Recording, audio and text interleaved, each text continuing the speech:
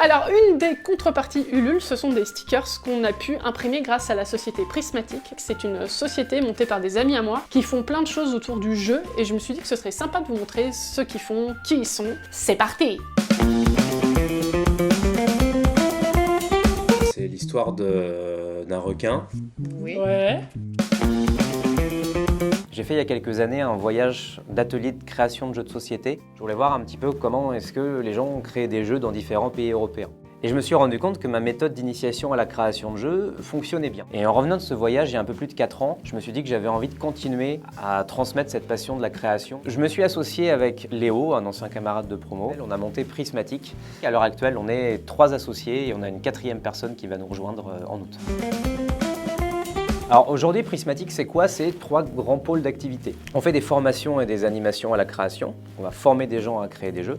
On crée nos propres jeux, soit sur mesure pour des clients, soit pour faire des animations. On a toute la chaîne de production, on fait la conception initiale, le graphisme, la fabrication. Et on a toute une partie animation. Par exemple, on a des escape games transportables qu'on déploie en médiathèque. On les anime, on les fait jouer. Premier exemple, c'est les Mechanic Art. C'est un jeu de cartes d'initiation à la création de jeux de société initialement.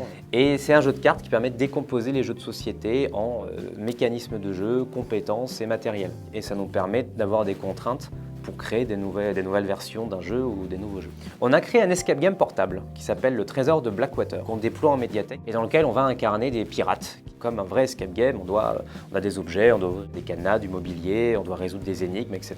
Et on n'a que 20 minutes pour faire ça.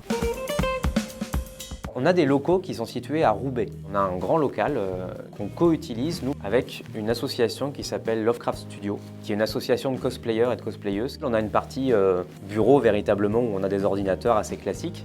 Et puis à côté, on a tout un grand espace atelier dans lequel on a plein de costumes, des escape games qui se baladent, plein de choses pour faire de la création.